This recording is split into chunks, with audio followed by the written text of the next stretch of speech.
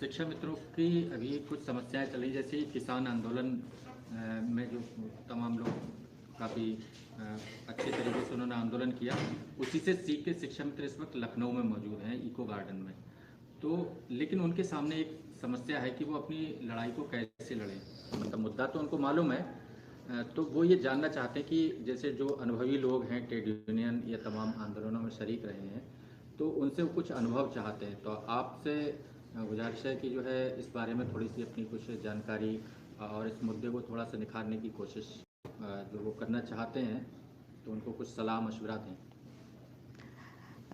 धन्यवाद आशीष जी। मैं गीता शांत हूँ, मैं LIC में काम करती हूँ और हम लोग अपने उद्योग के अंदर ट्रेड यूनियन में काम करते हैं।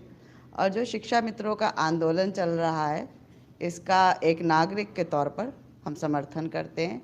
और इस आंदोलन को क्या, जितने भी इस तरह के आंदोलन हैं, उनको भारत की जनता का अपार समर्थन प्राप्त है, क्योंकि ये इस तरह के सभी आंदोलन ये बड़े ज़मीनी तरीके से जुड़े हुए आंदोलन हैं और इनकी जो मांगे हैं वो एक मानवीय आधार पर, और दरअसल ये नागरिक अधिकारों की मांगे हैं। जहाँ तक मुझे पता है कि सन 2001 में जब सर्व शिक्षा अभियान की शुरुआत की गई थी, तब कुछ लोगों को इस तरह से रखा गया था जिनका नाम रखा गया शिक्षा मित्र।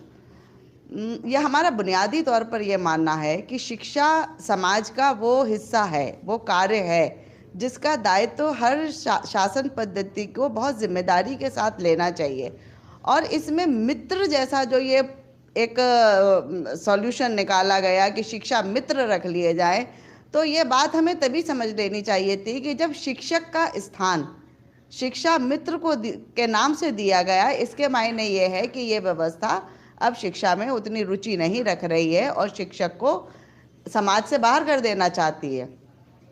तो जो शिक्षा मित्र है, इसका तो रखा जाना ही गलत था और शिक्षक ही होने चाहिए स्कूलों के अंदर। ये मित्रता वाली कोई चीज़ हालांकि इस समय बहुत बढ़ रही है, पुलिस मित्र, बैंक मित्र, सूर्य मित्र, तमाम तरीके के मित्र रखे जा रहे हैं। ये स्थायी रोजगार को निगल जाने की एक सुनियोजित नीति है और शिक्षा मित्र बहुत लंबे समय से इस मांग को कर रहे हैं, इन आंदोलनों में जुड़े हुए हैं। दरअसल सरकारी विभागों से चाहे मित्र के तौर पर या संविदा के तौर पर इसीलिए लोग जुड़ जाते हैं कि शायद आने वाले समय में वो एक स्थायी रोजगार को प्राप्त कर सकेंगे। और इन लोगों के आंदोलन का ये असर हुआ भी था। शिक्षा मित्रों का आंदोलन बड़ा सफल आंदोलन रहा था कि ये स्थायी हो गए थे, इनका नियमितीकरण हो गया था। लेकिन एक दूसरा हिस्सा है समाज का जो उस मापदंड को पूरा करता है जो शिक्षक भर्ती के लिए होना चाहिए। उन लोगों ने भी संघर्ष किया और उसके बाद में फाइनली ये हुआ कि ये इनका जो स्थायीकरण था वो रद्द हो गया। स्थायीकरण रद्द होने से जहाँ तक हमें पता है कि लगभग 5000 शिक्षक इस सदमे को झेल नहीं पाए और वो विभिन्न कारणों से उनकी मृत्यु हो गई। और किसी के लिए भी ये झेल पाना बहुत मुश्किल है कि उसके परिवार की आमदनी 40,000 रुपये पहुँच गई हो और उसे बड़ा दया दिखाते हुए 10,000 पर कर दिया जाए और ये कहा जाए कि हमने भाई तुम्हारी 3500 से उठाकर 10,000 पे कर दी। लेकिन इस पूरे आंदोलन को, इस मांग को हम इस दृष्टि से देखते हैं कि ये कुल मिलाकर बेरोजगारी के खिलाफ एक आंदोलन है। और जो दूसरा पक्ष भी खड़ा हुआ आकर जो इन स्थायीकरण के विरुद्ध था, वो भी दरअसल बेरोजगारी का ही मारा हुआ था, इसलिए वो इस रास्ते पर गया।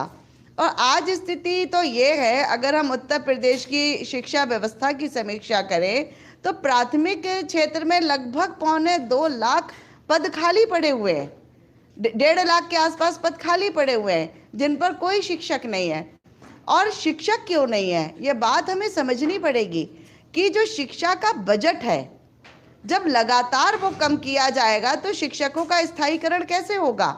देश के पैमाने पर 6,000 करोड़ रुपए का शिक्षा का बजट कम कर दिया गया। उत्तर प्रदेश के अंदर 200 करोड़ रुपए का शिक्षा का बजट पिछले साल से, मैं केवल एक साल की बात कर रही हूँ, 200 करोड़ रुपए का शिक्षा का बजट घटा दिया गया। जबकि पॉपुलेशन बढ़ रही है, स्कूल जाने वाले बच्चों की संख्या बढ़नी चाहिए तो उसके अनुपात में उनका हिस्सा, शिक्षा में उनका हिस्सा आना चाहिए। लेकिन जो वर्तमान राशि है उसको भी 200 करोड़ रुपए कम कर दिया गया। तो इस पूरी चीज से हमें ये समझना पड़ेगा कि जो सरकारें शिक्षा पर खर्च ही नहीं करना चाहती है, लगभग 5.5 लाख करोड़ रुपए का जिस प्रदेश का कुल बजट है उत्तर प्रदेश का, उसमें केवल 18,000 करोड़ रुपए का खर्चा शिक्षा के ऊपर किया जा रहा है। सब शिक्षक हैं वहां बैठे हुए, भर्ती के लिए जो लड़ रहे हैं वो इसका प्रतिशत निकाल सकते हैं कि प्रदेश सरकार कितना खर्च कर रही है। और उससे भी ज़्यादा दुखद पहलू एक और ये है कि पूरे देश के अंदर जो शिक्षा पर बजट दिया गया, पिछले 2 सालों में वो बजट भी पूरा नहीं खर्च किया गया। 19 में वो बजट 61% खर्च किया गया और पिछले वर्ष 2020 में केवल 41% पैसा उस बजट का खर्च किया गया। यानी कि एक तो एलोकेशन कम, उसके बाद में जो एलोकेट किया भी गया उसको भी पूरा एब्जॉर्ब नहीं किया गया। और फिर जब शिक्षा व्यवस्था ध्वस्त होती है तो जो समाज का उलाहना होता है वो टीचर्स के लिए आता है कि टीचर बेकार है, ये पढ़ाना नहीं चाहते हैं, ये काम नहीं करना चाहते हैं, इन्हें कुछ नहीं आता है। तमाम तरह की ट्रेनिंग्स शिक्षा मित्रों को करवा के तब उन्हें समायोजित किया गया था। आज वो ट्रेनिंग सारी बेकार हो गई, कोई आर्ग्यूमेंट ही काम नहीं कर रहा है। तो जो पूरी परिस्थिति है, हमें इस पूरी परिस्थिति में शिक्षा को देखना पड़ेगा। और शिक्षा का मामला केवल शिक्षकों का मामला नहीं है। एक बात तो ये हम सब लोगों को, पूरे देश को समझनी चाहिए कि शिक्षा का मामला शिक्षा मित्रों या शिक्षकों का नहीं है, बल्कि ये इस पूरे देश की जनता का मामला है। शिक्षा से बेदखल लोग अपने नागरिक अधिकार पैदा नहीं कर सकते। शिक्षा से बेदखल लोग अपनी आवाज को ठीक तरह से नहीं उठा सकते, वो विषयों को नहीं समझ सकते, वो राजनीति को, अर्थशास्त्र को नहीं समझ सकते। तो इसलिए ये शिक्षा से समाज की बेदखली का एक सुनियोजित अभियान है। और शिक्षा मित्रों से के आंदोलन से हम ये भी कहना चाहते हैं कि आप शिक्षा मित्र से अगर शिक्षक में तब्दील होना चाहते हैं, उसके लिए ज़रूरी तो पहली बात यह है ना कि ये सरकारी स्कूल बने रहें, मगर तमाम बड़े स्तर पर इन सरकारी स्कूलों का प्राइवेटाइजेशन की पूरी एक पॉलिसी नीति आयोग ने बना कर दी है। इस देश के अंदर केवल 22% स्कूल जो है आज की तारीख में वो सरकारी स्कूल बचा है, 14% स्कूल जो है वो गवर्नमेंट एडेड स्कूल बचा है। तो जब आधी शिक्षा व्यवस्था से ज़्यादा तो पहले ही प्राइवेट सेक्टर में जा चुकी है, और प्राथमिक स्कूलों की और सरकारी स्कूलों की जो दुर्दशा है, उसी दुर्दशा से ये तर्क पैदा करते हैं शिक्षा का। और निजीकरण की शिक्षा तो सब जानते हैं कि उसमें कितने लोग शिक्षित हो पाएंगे, किसकी क्या आमदनी होगी तो वो स्कूल जा पाएगा या नहीं जा पाएगा, वो और बड़ी बेदखली है शिक्षा से। तो ये आंदोलन जिस रास्ते पर चल रहा है, जो इसका मांग है, वो मांग अपने आप में जायज़ तो है, लेकिन उस मांग को और बड़ा होना पड़ेगा। उस मांग को इस विस्तार तक जाना पड़ेगा कि भारत के अंदर शिक्षा का निजीकरण रोका जाए, सरकारी स्कूलों की संख्या बढ़ाई जाए, उन स्कूलों में बाकायदा जितने आवश्यक हैं उतने टीचर लगाए जाए। इस समय उत्तर प्रदेश के लगभग 17,500 स्कूल ऐसे हैं जिनमें केवल एक टीचर है। एक टीचर से कैसे स्कूल चल सकता है? एक टीचर कैसे बच्चों को पढ़ा सकता है? ऐसे कई तो 17,500 स्कूल ऐसे हैं जिनमें केवल एक व्यक्ति है पढ़ाने के लिए। एक व्यक्ति 5वीं तक के स्कूल में कैसे पढ़ा सकता है? इससे बड़ा कोई मजाक इस देश के शिक्षा व्यवस्था के साथ नहीं हो सकता। और जो मांग है, ये मांग पूरी मांग होगी। केवल आप नौकरी की लड़ाई लड़ेंगे तो ये मुकम्मल नहीं हो पाएगी, क्योंकि आपको पहले निजीकरण से बचाना पड़ेगा शिक्षा क्षेत्र को, तब आप वहां पे खड़े हो पाएंगे कि आपका स्थायीकरण हो। तो स्थायीकरण की मांग में निजीकरण के विरुद्ध अपनी मांग को शामिल करना पड़ेगा। सरकार के ऊपर ये दबाव बनाना पड़ेगा कि वो शिक्षा पर किए जाने वाले खर्च को बढ़ाए। आपका नियमितीकरण इसीलिए नहीं हो रहा है क्योंकि जब शिक्षा पे खर्च ही नहीं करना है तो सैलरी कहाँ से देंगे? अरे सुप्रीम कोर्ट ने अगर इस नियमितीकरण को रद्द करने की बात कह दी और आपने उस बात को मान लिया, लेकिन पैसे देने से तो सुप्रीम कोर्ट ने मना नहीं किया ना। आप मानदेय तो कितना भी दे सकते हैं, तो उनकी आर्थिक स्थिति का तो ध्यान रखा जाना चाहिए था कि जो 40,000 पे जी रहा है वो एकदम से 10,000 पे कैसे जी पाएगा। तो ये सरकार तब तक कर सकती थी। हम इस आंदोलन के साथ हैं और ये शिक्षा मित्र हैं और देश के तमाम जनता इनकी मित्र है। जरूरत है कि अब शिक्षा के लिए आंदोलन चलाया जाए इस देश के अंदर, और उसकी जिम्मेदारी सरकार को लेनी चाहिए, लेनी पड़ेगी, क्योंकि इस देश के लोगों की ये क्षमता नहीं है, सारे लोगों की, कि वो शिक्षा को खरीद सके। ऑलरेडी उत्तर प्रदेश कौन सा देश है, राज्य है इस देश का, कि जहाँ 15 करोड़ 22 में से 15 करोड़ लोगों को आपको राशन देना पड़ रहा है। ये फीस कैसे देंगे? और अगर आज किन्हीं भी लोगों के बीच में आप साक्षरता की दर को बढ़ा पाए हैं इस देश के अंदर, तो उसका श्रेय सरकारी स्कूलों को जाता है। तमाम निम्न और मध्यम वर्ग के लोग अगर शिक्षित हो पाए हैं और किन्हीं भी सरकारी विभागों में नौकरी कर पा रहे हैं या वो समाज में कहीं खड़े हुए हैं, तो निश्चित तौर पर वो श्रेय इस देश की सरकारी शिक्षा व्यवस्था को जाता है और आज उसे ध्वस्त किया जा रहा है। इसका बिल्कुल सीधा सा मतलब यह है कि गरीबों और निम्न मध्यम वर्ग और हो सकता है मध्यम वर्ग के हाथ से भी शिक्षा का अधिकार छूट जाए और शिक्षा केवल अमीरों की बपौती बनकर रह जाए। इसलिए इस आंदोलन का सभी को साथ देना चाहिए, पूरे देश को साथ देना चाहिए, क्योंकि शिक्षा सबकी ज़रूरत है। नेपोलियन फ्रांस का सम्राट था, बहुत बड़ा तलवारबाज था वो, और उसने अपनी तलवार की ताकत पर दुनिया को तोल लिया था। लेकिन एक बार जब उससे पूछा गया कि दुनिया में क्या बड़ा है, अगर शिक्षा और कलम और तलवार में लड़ाई हो तो क्या जीतेगा, तो वो खुद बहुत पढ़ा लिखा नहीं था, लेकिन उसने कहा कि जब भी कभी कलम और तलवार के बीच लड़ाई होगी तो कलम ही जीतेगी, तो कहीं ये कलम ना जीत जाए, इसलिए इस कलम को छीन लेने की, इस कलम को तोड़ देने की एक सुनियोजित साजिश की जा रही है। हम सब लोगों को, पूरे देश को इस पर चिंतित होना चाहिए और इस तरह के सभी आंदोलनों का पक्षधर बनना चाहिए। दरअसल मूल चरित्र इस आंदोलन का और सभी आंदोलनों का बेरोजगारी के खिलाफ बन रहा है, और उत्तर प्रदेश तो एक ऐसा राज्य बन गया है जहां अगर आप पिछले साल भर के अखबार इकट्ठे कर लें तो कितनी भर्तियों की घोषणाएं हैं और कितनी भर्तियां हुई हैं, कितनी भर्तियों के विज्ञापन हैं, आप पूरे उलझन में पड़ जाएंगे और कुल मिलाकर नतीजा ज़ीरो है।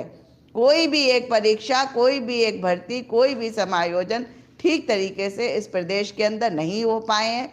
विज्ञापन भर्तियों के आते हैं सरकारी विभागों में, लेकिन अंदर से जब उन विज्ञापनों को खोलो, नोटिफिकेशन को खोलो, तो वो ठेके की भर्तियां निकलती हैं, वो संविदा की भर्तियां निकलती हैं। बहुत सारे विज्ञापनों में ये देखा गया।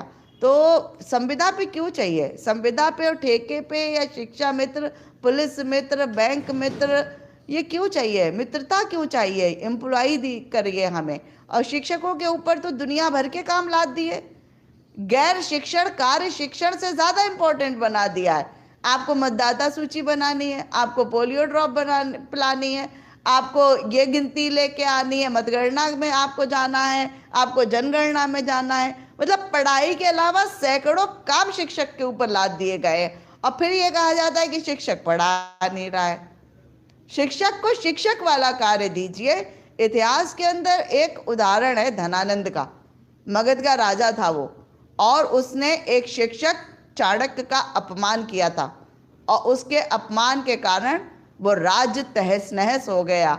इसलिए किसी भी राज्य को अपने शिक्षकों का ना तो अपमान करना चाहिए, यहाँ तो उत्पीड़न हो रहा है। तो उत्पीड़ित शिक्षक जिस समाज में होगा वो समाज किसी भी तरह से टिक नहीं सकता और वो शासक भी नहीं टिक सकता। इसलिए इस देश की सरकारों को व्यवस्था को समझना चाहिए और शिक्षा के क्षेत्र में बहुत काम किए जाने की ज़रूरत है। अभी विधानसभा चुनाव की क्योंकि तैयारियों में लगी हुई हैं तमाम पार्टियां, खासतौर पे जो इस वक्त सत्ता में है मौजूद पार्टी, और वो जो है हिंदुत्व के एजेंडे पर सारे लोगों को उससे वोट लेना चाहती है। शिक्षा मित्रों को भी उन्होंने शायद इस मुद्दे पर आह्वान किया, और ऐसे में उन्होंने एक समय ऐसा भी था कि 2017 में वोट भी किया इस उम्मीद पर, क्योंकि नरेंद्र मोदी जो प्रधानमंत्री हैं उन्होंने ये कहा था शिक्षा मित्रों की जिम्मेदारी मेरी। तो इस वक्त इस सारी चीज को वो कैसे समझें? देखिए, राजनीति से ही समझना पड़ेगा चीज़ों को, कि आपको राजनीति में एक आधार वो होगा जो शासक वर्ग आपके बीच लेकर आएगा कि आप इस आधार पर राजनीति को करिए। लेकिन इस देश की जनता को, इसी देश की क्या, हर देश की जनता को राजनीति में अपने आधार स्थापित करने होंगे। अगर आपको नौकरी चाहिए, आपको व्यवसाय चाहिए, आपको अपने देश के अंदर जीने का सामान चाहिए, तो ये आपको अपनी राजनीति का विषय, अपना आधार बनाना पड़ेगा। सामने से आपको क्या आधार दिया जा रहा है, इससे बचना पड़ेगा। आपको समझना पड़ेगा कि ये सामने वाला इस आधार पर आपसे राजनीति क्यों चाह रहा है, क्योंकि ये तमाम राजनीतियां विभाजन की राजनीतियां हैं। आप तमाम आधारों पर जब विभाजित हो जाते हैं तो आप संघर्ष को नहीं कर सकते। मुझे नहीं पता कि वहां पे कितने सारे लोग बैठे हैं, लेकिन इतना बिना देखे भी मेरा विश्वास है कि वहां जितने लोग इको गार्डन में बैठे हैं वो बिना किसी विभाजन के बैठे हैं। अगर वो जीतेंगे तो इसीलिए जीतेंगे क्योंकि वो विभाजित नहीं है। तो ये तो सबको समझना पड़ेगा, केवल शिक्षा मित्रों की बात नहीं है।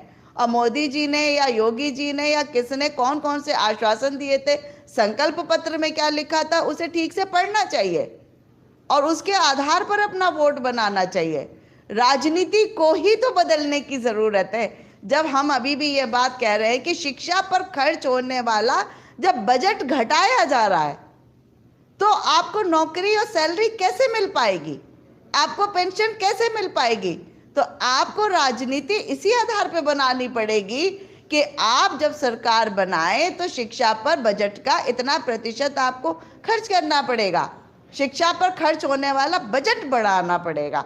यही राजनीति के आधार होने चाहिए हमारे। सरकार तो शिवाजी बनाने पर खर्च कर रही है। नहीं, मैं भी शिवाजी के पक्ष में हूँ, ऐसा नहीं है कि हम शिवाजी के पक्ष में नहीं है। और आपकी बात से मुझे याद भी आ गया कि अभी जब वाराणसी में जब भाषण दे रहे थे हमारे प्रधानमंत्री, तो उन्होंने कहा था कि जब जब औरंगजेब आएंगे तब तब शिवाजी उठ खड़े होंगे। और मैं उनकी इस बात का पूरा समर्थन करती हूँ कि जब जब औरंगजेब आएंगे ये देश शिवाजी पैदा करेगा। और औरंगजेब जब जब केवल काशी विश्वनाथ का मंदिर तोड़ने नहीं, हमारे सरकारी स्कूलों को ख़त्म करने आएंगे, हमारे सरकारी विश्वविद्यालयों को ख़त्म करने आएंगे, जब जब औरंगजेब हमारे हाथ से शिक्षा के मंदिर छीनने आएंगे, तब तब भी इस देश के अंदर लाखों करोड़ों शिवाजी उठ खड़े होंगे और उन औरंगजेब को माकूल जवाब देंगे, उनको ध्वस्त करेंगे। यह देश शिवाजी की परंपरा है और शिवाजी करोड़ों हैं। शिवाजी एक नाम नहीं है, शिवाजी इस देश की परंपरा है। इस देश में बहुत शिवाजी हैं और जिस भी तरह के औरंगजेब हमारे शिक्षा के मंदिरों को तोड़ने आएंगे, हम इन मंदिरों की रक्षा करेंगे। हम केवल काशी विश्वनाथ की नहीं, हम इन सभी मंदिरों की रक्षा करेंगे। जितने भी सरकारी संस्थान हैं, जितने भी सरकारी उद्योग हैं, जितने भी सरकारी स्कूल हैं, कॉलेज हैं, विद्यालय हैं, सबकी रक्षा करेंगे। आपके ख्याल से इस वक्त जो इको गार्डन में मौजूद लोग हैं, ये किससे मुकाबला कर रहे हैं? क्या ये शिवाजी की परंपरा को निभा रहे हैं और औरंगजेब कौन है फिर? देखिए, जो कोई भी किसी भी श्रेष्ठ संस्था को, स्थान को तोड़ता है, वो सब औरंगजेब की श्रेणी में आते हैं, और जो भी उसे बचाते हैं वो सब शिवाजी की श्रेणी में आते हैं। दो श्रेणियां हैं। तो इको गार्डन में जो मौजूद हैं, निश्चित तौर पर वो शिवाजी के वंशज हैं, निश्चित तौर पर वो शिवाजी की परंपरा के लोग हैं। Thank you.